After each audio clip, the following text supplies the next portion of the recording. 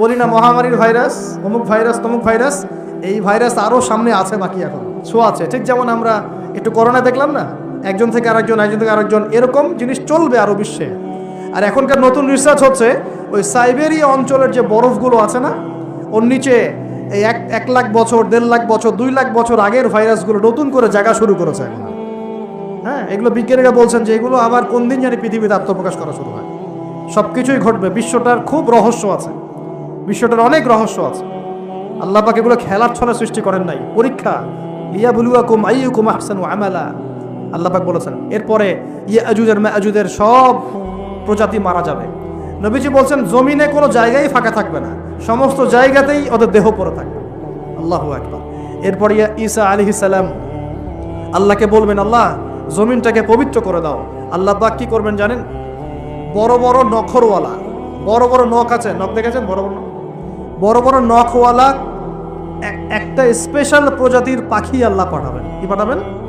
পাখি। এটা কোন পাখি, কি নাম আমরা জানি না, মহাবিশ্বের কোন জায়গা থেকে আসবে তাও জানি না, পৃথিবীতে আসে কিনা তাও জানি না, আল্লাহ পাঠাবেন। আবাবিল, তয়রন আবাবিল, যখন আল্লাহ পাখি পাঠিয়েছিলেন না, ওয়ারসালা আলাইহিম তয়রন আবাবিল। আসলে ওই পাখির নাম কিন্তু আবাবিল না, আবাবিল মানে হচ্ছে ঝাঁকে ঝাঁকে। তো ওই পাখি কি আর দেখা গেছে? ওই রকম করে পাথর কেউ নিক্ষেপ করেছে? আর ঠিক এরকম করে এই এক শ্রেণীর পাখি আল্লাহ পাঠাবেন যাদের নখগুলো খুব বড় বড় হবে, বিশাল বিশাল নখ। এই নখগুলো দিয়ে তারা দেহগুলোকে উঠাবে, উঠিয়ে নিয়ে কোথায় যে ফেলে দেবে আল্লাহ ভালো জানেন। সুবহানাল্লাহ, আল্লাহু আকবার। আল্লাহ পাক বিশ্বে কত কি বাকি রেখেছেন এখন। এরপরে আল্লাহ পাক কি করবেন জানেন? আল্লাহ পাক বৃষ্টি বর্ষণ করবেন। এত বেশি বৃষ্টি হবে, এত বৃষ্টি হবে, জমিন ধুয়ে পরিষ্কার হয়ে যাবে। হাদিসে আসছে জমিন একদম চকচক করবে, জমিনটা পরিষ্কার হয়ে চকচক করতে থাকবে। এরপরে, কারণ ওই ভাইরাস তো ধুইতে হবে না, ভাইরাসকে ধুয়ে সাফ করতে হবে। তারপরে ঈসা আলাইহিস সালামের সময়ে বলা হচ্ছে, তার সময়ে একটা ডালিম দেখেছেন কিনা?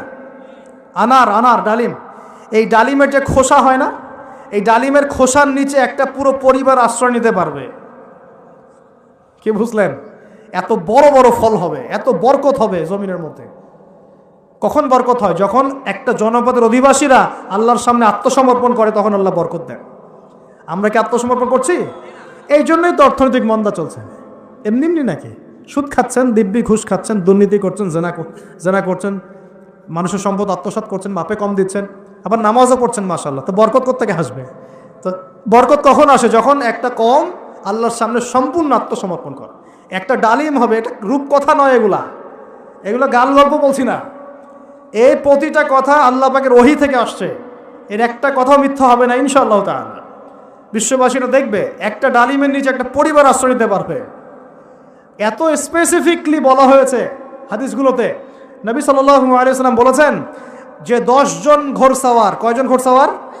10 জন ঘোড়সাওয়ার বের হবে ইমাম মাহদির সময়, যারা খোঁজ নিতে যাবে যে দেখি দাজ্জাল বের হয়েছে কিনা। ঘোড়ায় করে খোঁজ নিতে যাবে, দেখি দাজ্জাল বের হয়েছে কিনা।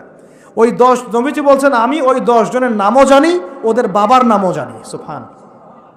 এত স্পেসিফিক জ্ঞান দেওয়া হয়েছে আল্লাহর পক্ষ থেকে নবী সাল্লাল্লাহু আলাইহি ওয়াসাল্লামকে। তার হাদিস থেকে বলছি, ডালিমের নিচে পরিবার আশ্রয় নিতে পারবে।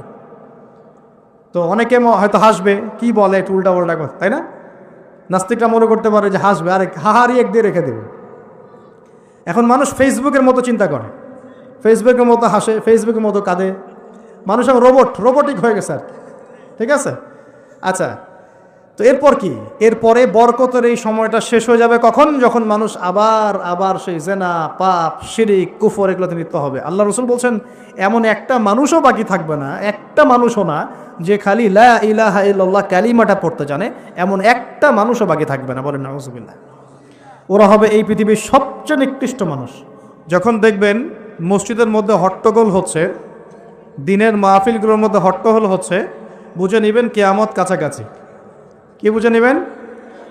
কিয়ামতের যতগুলো লক্ষণ আছে তার মধ্যে এটাও একটা, যে মসজিদগুলোতে শোরগোল, হট্টগোল বেড়ে যাবে। বাড়ছে না দিন দিন? এমনকি দেখা যায় একজন ব্যক্তি নামাজ পড়ছে, তার পাশে মানুষ কোলাহল করছে, এমনটা হয় না? এতে সেই ব্যক্তিরও নামাজে ডিস্টার্ব হয়, তারও নামাজ নষ্ট হয়, আর যে তাকে ডিস্টার্ব করছে ওর নামাজ তো আগেই নষ্ট হয়ে গেছে। তো নবী সাল্লাল্লাহু আলাইহি ওয়াসাল্লাম অনেক দিন আগেই বলেছেন, 1400 বছর আগেই, যখন মসজিদগুলোর মধ্যে হট্টগোল বেড়ে যাবে, তখন ধরে নিবে যে কিয়ামত কাছাকাছি চলে এসেছে। আর মসজিদগুলো হবে চাকচিক্যময়, চকচকা, দেখে মনে হচ্ছে তাজমহল। মসজিদগুলো হবে চাকচিক্যময়, কিন্তু মসজিদ থেকে হেদায়েত উঠে যাবে। এমনও হাদিস এসেছে, মুসল্লিরা মসজিদে নামাজ পড়বে, জামাতে নামাজ পড়বে, কিন্তু ওই মুসল্লিদের মধ্যে একজন প্রকৃত ইমানদার মানুষ খুঁজে পাওয়া যাবে না। এমনও হাদিস এসেছে, যদিও হাদিসগুলো সব জায়গায় বলতে পারি না আমরা। এমনও হাদিস এসেছে যে মসজিদে মুসল্লিরা নামাজ পড়বে, কিন্তু মুসল্লিদের মধ্যেও একজন প্রকৃত ইমানদার মানুষ খুঁজে পাওয়া যাবে না।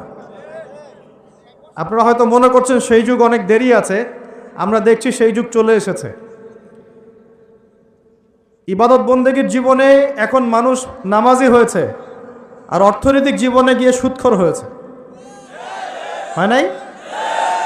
ইবাদত বন্দেগীর জীবনে মানুষ নামাজ পড়ছে, মাশাআল্লাহ, রোজা রাখছে, জাকাত দিচ্ছে না, অন্যের হক দিচ্ছে না, প্রতিবেশীর হক দিচ্ছে না, আত্মীয়র হক দিচ্ছে না, নিজের সম্পত্তির সুষ্ঠু বন্টন করছে না, ভাই বোনকে সম্পত্তি দিচ্ছে না। এমন হচ্ছে না? নামাজ কিন্তু ঠিকই আছে, নামাজ মানুষ পড়ছে। নামাজ পড়ার পরেও মানুষ কবিরা গুনাহ করছে কিনা? নামাজ পড়েও মানুষ মাপে কম দিচ্ছে কিনা? তো একটু বোঝেন, আলোচনা অনেক গভীরে যাবে। প্রিয় ভাইয়েরা, আমরা যদি অন্যের দায়িত্ব নেওয়ার মনোভাব রাখি যে আমি নিজেও খাবো, আমার প্রতিবেশীকে খাওয়াবো, আমার আত্মীয়দেরকে খাওয়াবো, এবং আমি অপচয় করব না, আমার খাবার যতটুকু হয়ে যায় এতটুকুতে তুষ্ট থাকবো, বাকিটা আমি দান করব, সদকা করব। রমজানে যদি এরকম করতে না পারেন, রমজানে আপনাদের ভয়াবহ বিপদ অপেক্ষা করছে। বলতে পারেন যে ভবিষ্যৎবাণী করে গেল নাকি? দেখেন না কি হয়, কথাটা আগে শোনেন তো, কথাটা শুনে আগে দেখেন তো কি হয়। ইসলামিক সলিউশন কি? অন্যের পাশে দাঁড়ানো। ইসলামিক সলিউশন কি? অপচয় কমানো। ইসলামিক সলিউশন কি? জাকাতগুলো দেয়া। যখন ধনীরা জাকাতগুলো দেয়া শুরু করবে, তখন দরিদ্রর পেটে গিয়ে ভাত পড়বে। ধনীদের সম্পদে যে জাকাত আছে, এই জাকাতগুলো যখন আপনারা সুষ্ঠুভাবে বন্টন করবেন, তখন গরিবের পেটে ভাত পড়বে। শুধু এইসব তন্ত্রমন্ত্র আর খাতা কলমের ইকোনমিক্স দিয়ে সমাজে শান্তি প্রতিষ্ঠা হবে না। খাতা কলম বইপত্রের অর্থনীতি দিয়ে সমাজে শান্তি প্রতিষ্ঠা হয় না, বরং সমাজে কি হয়? পুঁজিবাদ হয়। পুঁজিবাদ কি জিনিস? ধনী দিন দিন ধনী হতে থাকবে, এক শ্রেণীর মানুষের কাছে ধন সম্পদ কেন্দ্রীভূত হতে থাকবে, এক শ্রেণীর নির্দিষ্ট একটা শ্রেণীর কাছে ধন সম্পদ কুক্ষিগত হতে থাকবে, বাকিদের রক্ত চুষে চুষে এরা বড়লোক হবে। এখন এই সবার রক্ত চোষা সুদভিত্তিক অর্থনীতি চলছে সারা বিশ্বে। এগুলো খাতা কলমের অর্থনীতি। বাস্তবের অর্থনীতি এমন হওয়া উচিত, ধনী যারা আছেন তাদের সম্পদের যে জাকাত আসবে, এই জাকাতটা দরিদ্রদের মধ্যে বন্টন করতে হয়। যদি এটা করতে পারতেন, সমাজের সবাই 3 বেলা খেতে পারতো, না খেয়ে মরতো না কেউ। কে শুনবে কার কথা? এগুলো তো বললেও সমস্যা, করলেও সমস্যা। কারণ আমরা বললে হয়ে যাব ধর্মান্ধ, আর যদি মুসলিমরা করে তারা হয়ে যাবে সন্ত্রাসী। আশ্চর্য একটা অবস্থা। সারা বিশ্বে যারা একনিষ্ঠভাবে ইসলাম পালন করতে চায়, ওদেরকে সারা বিশ্বে মৌলবাদী বলে প্রচার করা হয়েছে। অথচ সমাধান কিন্তু এখানেই। এই যে আমার হাতে যে কিতাবটা দেখছেন, এই কিতাবের মধ্যে আল্লাহ পাক সমস্ত বিষয়ের সমাধান নাজিল করেন নাই? এটা মুখে বলছি আমরা, ঠিক। কয়জন বিশ্বাস করে কথা? কয়জন সত্যি মন থেকে বিশ্বাস করে যে আল কোরআনুল কারীমে সত্যি সত্যি আল্লাহ পাক সমস্ত বিষয়ের সমাধান নাজিল করেছে? আজকে জুমার দিনে সূরা কাহফ পড়তে হয়, তাই না? এই সূরা কাহফের 54 নম্বর আয়াতে, কত নম্বর? 54 নম্বর আয়াতে আল্লাহ পাক বলছেন, ওয়ালাকাদ সাররাফনা ফি হাযাল কুরআন লিন-নাস মিন কুল্লি মাসাল। আল্লাহ বলেছেন, দেখে নিন, আল্লাহ বলছেন নিঃসন্দেহে, নিঃসংকোচে, অবশ্যই আমি এই কোরআনের মধ্যে শুধু মুসলিমদের জন্য নয়, পুরো মানব জাতির জন্য সমস্ত বিষয় ব্যাখ্যা করেছি। আল্লাহ পাক বলেছেন শুধু মুসলিমদের জন্য, পুরো মানব জাতির জন্য যত বিষয় প্রয়োজন আমি আল্লাহ এই কোরআনের মধ্যে ব্যাখ্যা করেছি। কে বলেছেন? আল্লাহ কি মিথ্যা কথা বলেন? তার রাসূল কি মিথ্যা কথা বলেন? তাহলে আমাদের মানতে সমস্যা কোথায়? মানতে কি সমস্যা? এই যে বললাম, যদি আমরা ইকোনমিক সেকশনে সমৃদ্ধি চাই, একটা স্টেবিলিটি চাই, অবশ্যই জাকাত ইম্পোজ করতে হবে। জাকাত ছাড়া অর্থনৈতিক সাম্য আসবে না।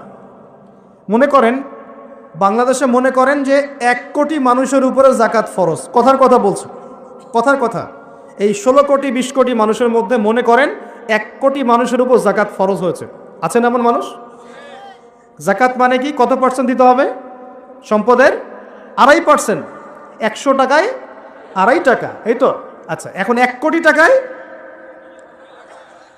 এই টাকাটা কি ছোট না বড়?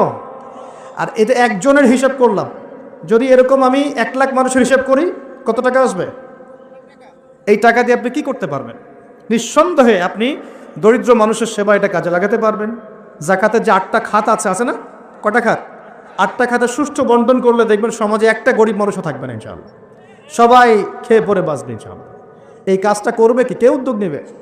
আচ্ছা, এই জাকাত কি শুধু 1 বছরই আসবে না প্রতি বছর আসবে? এই জিনিসগুলো বুঝতে হয়। ইসলাম শুধু আমরা এই গতানুগতিক মুখস্থ করে পড়লেই হবে না, কোরআন সুন্নাহকে বাস্তবে প্রয়োগ করতে হবে। আল্লাহ পাক সে তৌফিক দান করুন। রমজান মাসে অবশ্যই অপচয় কমিয়ে দিবেন, প্রতিবেশী আত্মীয়দের খোঁজ নেবেন, নিজের যতটুকুতে হয়ে যায় এর বেশি খরচ করতে যাবেন না, অন্যের জন্য ওটা সাদকা করে দিবেন, সদাকা করে দিবেন। আর কি করবেন? জাকাত দিবেন। জাকাত দিলে আরও 10-20টা মানুষ না খেয়ে মরবে না, ওরা খেয়ে পরে বাঁচবে ইনশাআল্লাহ। এর উপর আছে সাদাকাতুল ফিতর, আছে না? সাদাকাতুল ফিতর আমরা দেই। এগুলো আল্লাহ পাক কেন দিয়েছেন? এগুলোকে আল্লাহ পাক শুধু ইবাদতের জন্যই দিয়েছেন?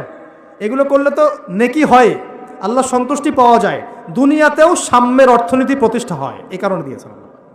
আল্লাহ পাক এমনি এমনি দিয়েছেন নাকি? এই যে আপনি 5 ওয়াক্ত নামাজ পড়ছেন, নামাজ পড়লে তো নেকি হচ্ছেই, আধ্যাত্মিকত্ব পাচ্ছেন, আল্লাহ সন্তুষ্টি পাচ্ছেন, আপনার শরীরও ভালো থাকবে ইনশাআল্লাহ, থাকবে না? আপনি অজু করছেন, অজু করলে নেকি হয় না? গুনাহ ঝরে যায় না? একই সাথে আপনি বিভিন্ন রোগ ব্যাধি থেকে বেঁচে থাকবেন ইনশাআল্লাহ। আপনি পরিষ্কার পরিচ্ছন্ন আছেন। প্রত্যেকটা কাজের পিছনে দুনিয়াবি উপকারিতাও কি আছে? আছে না? এই যাকাত ভিত্তিক অর্থনীতির মধ্যে এই দুনিয়াবি উপকারিতা আছে। আপনি আমি পড়ে আছে এই যে ট্রল নিয়ে, সমালোচনা নিয়ে, একে অপরের গীবত নিয়ে, কে কার পিছনে লাগবে, কে কাকে অনলাইনে ধুয়ে দিবে, এগুলোই কাজ হয়ে যাচ্ছে দিন দিন। এই কাজগুলোর মধ্যে ভালো কাজগুলো ঢাকা পড়ে যাচ্ছে। ভালো কাজ যে হচ্ছে না তা নয়, কিন্তু ভালো কাজগুলো এই কাজগুলোর মধ্য দিয়ে ঢাকা পড়ে যাচ্ছে, এটা আপনারা বুঝতে পারছেন না। এই চলছে। তা আমাদের এই মানসিকতা পরিবর্তন করার দরকার নাই? কোরআন সুন্নাহ কি খালি এখানে থাকবে, আমরা তেলাওয়াত করব এই জন্যই, নাকি বাস্তবে প্রয়োগ করতে হবে? এই রমজান মাসে নিয়াত করেন। আসন্ন রমজান কেন কথা বলছি? কারণ রমজান কিন্তু বেশি দিন নাই। কয়দিন আছে? 1 মাস 1.5 মাসও বাকি নেই। আপনাকে প্ল্যান করতে হবে, আধ্যাত্মিক পরিকল্পনা করতে হবে যে রমজান সামনে আসছে, এই রমজানে ইনশাআল্লাহ আমি আল কোরআন পুরোটা খতম দেবো ইনশাআল্লাহ। রমজান মাস আসার আগেই 5 ওয়াক্ত নামাজ আমি শক্ত করে ধরবো, যেন রমজানে আমি 5 ওয়াক্ত নামাজ জামাতে পড়তে পারি। রমজান মাস আসার আগেই কোরআন তেলাওয়াত যদি করতে না জানি, তেলাওয়াত করা শিখে নিতে হবে ইনশাআল্লাহ।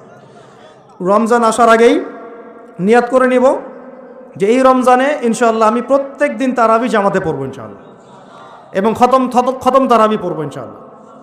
রমজান মাসে যারা কোরআন আরবি জানি টুকটাক আমরা ভাঙ্গাচোরা, আমরা কোরআনটাকে শুরু থেকে শেষ পর্যন্ত অর্থসহ পড়বো ইনশাআল্লাহ। রমজান মাসে প্রত্যেক দিন কমপক্ষে একজন মানুষকে আমি ইফতার করাবো ইনশাআল্লাহ। রমজান মাসে আমি আমার জাকাতগুলোকে দিয়ে দিব ইনশাআল্লাহ। রমজান মাসে বেশি বেশি দান সদকা করবো ইনশাআল্লাহ। রমজান মাসে বেশি বেশি তাসবিহ তাহলিল হবে, জিকির আজগার হবে, আল্লাহর কাছে দোয়া করব, রোজা রেখে সমস্ত হারাম পাপ থেকে বেঁচে থাকবো ইনশাআল্লাহ। রমজানে শুধু সৎ কাজের আদেশ করব, অসৎ কাজে নিষেধ করব, নিজে আমল করব, পরিবারে প্রতিষ্ঠা করব ইনশাআল্লাহ। প্রত্যেক দিন 5 ওয়াক্ত নামাজ হবে, প্রত্যেক দিন মসজিদে নামাজের পর তালিম হবে ইনশাআল্লাহ। এভাবে পুরো রমজানটাকে উৎসবের উৎসাহে অতিবাহিত করার নিয়াত আগে করতে হবে। আল্লাহ পাক তৌফিক দান করুন। তো এখানে সবচেয়ে বড় বাধাটা হয় দুনিয়াবি ব্যস্ততা। এই জন্য রমজানের আগেই দুনিয়াবি ব্যস্ততাগুলো কমিয়ে আনতে হবে। চেষ্টা করবেন বড় বড় যে বাজারঘাটগুলো আছে এগুলো আগেই করে ফেলার। আর আমি তো বলেই দিলাম যে দাম কিন্তু ওই সময় বাইরে যাবে। যদি এখন সামর্থ্য থাকে করে ফেলেন, সামর্থ্য থাকলে করে ফেলেন। আর যাদের সামর্থ্য কম তাদের জন্য কি হবে? পুরো দেশব্যাপী সামাজিকভাবে, যেমন এটা একটা সংগঠন আপনাদের না, এই এরকম সংগঠন যেগুলো আছে নন প্রফিটেবল এবং non political organisation, both political and non political, সমস্ত অ্যাসোসিয়েশনগুলোর উদ্যোগে বা ফাউন্ডেশন অ্যাসোসিয়েশন যেগুলো আমরা করি ছোটোখাটো, এগুলোর উদ্যোগে ইফতার বিতরণ প্রজেক্ট করতে হবে। পারা যাবে ইনশাল্লাহ? যে যাদের সামর্থ্য আছে সামর্থ্যবানদের টাকা পয়সাগুলো কালেক্ট করে যারা দুস্থ দরিদ্র অসহায় মানুষ তাদের বাসায় বাসায় 1 মাসের বাজার পৌঁছে দিতে হবে ইনশাআল্লাহ। পারা যাবেন ইনশাআল্লাহ? এই কাজগুলোর মধ্য দিয়ে দেখবেন আল্লাহর রহমত বরকত নেমে আসছে ইনশাআল্লাহ। এই যে বললাম 5 কোটি মানুষ কিন্তু কম নয়, ওদেরকে খাওয়াতে হবে, তো খাওয়াতে হবে না? তাহলে এই আমাদের খাবারটাকে বন্টন করে ভাগ করে নিতে হবে। নিজের খাবারটা সবার সাথে কি করতে হবে? ভাগ করে নিতে হবে। এটা কি ইসলামের সৌন্দর্য না? এটা আল্লাহর হুকুম না? নবীর সুন্নত নয় কি? আল্লাহর নবীর বাসায় যদি কেউ আসতেন খাবারের জন্যে, তার বাসায় যদি দুটা খেজুর থাকতো, সে একটা খেজুর তিনি দিয়ে দিতেন, দুটা খেজুর দিয়ে দিতেন না?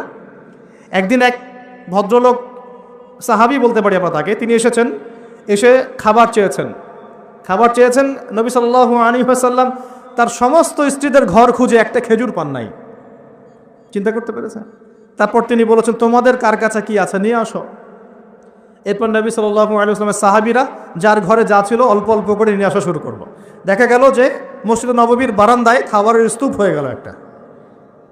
মাশাআল্লাহ। এই যে একের বিপদে সবাই এগিয়ে আসা, এটা ইসলামের সুন্নত, এটাই নবীর সুন্নত। রমজান মাসে এই জিনিসটা চর্চা করতে হবে, আল্লাহ পাক তৌফিক দান করুন। আর রোজা রেখে ভুলেও গীবত, তহমত, সমালোচনা এগুলো করতে যাবেন না।